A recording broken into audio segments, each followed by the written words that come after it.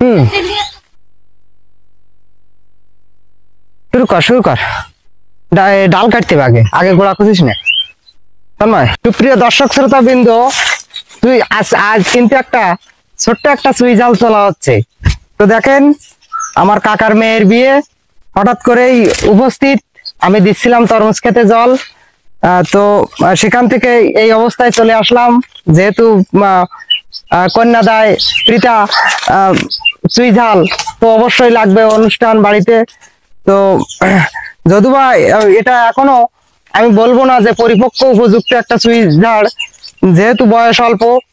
তো দেখুন, চুই ঝালটা উঠানো হচ্ছে।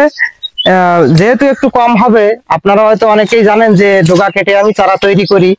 তো এখন দেখা যাক যে এই চুই ঝালটা বয়সটা আমি বলি 1 বছর 2 মাস, 14 মাস বয়স হচ্ছে। তো পরিচর্যা করা হয় না তেমন।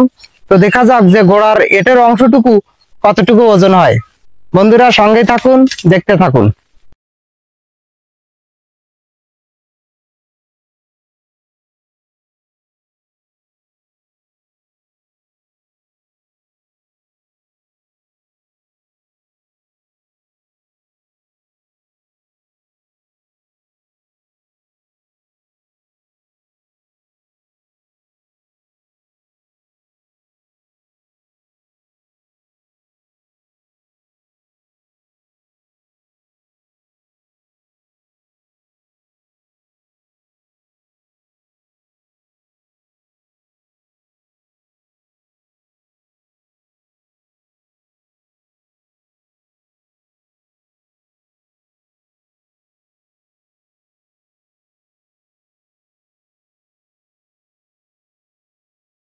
বন্ধুরা চলুন এখন দেখে নেওয়া যাক যে কতটুকু ওজন হলো এই চুই ঝালটার গোড়ার অংশ।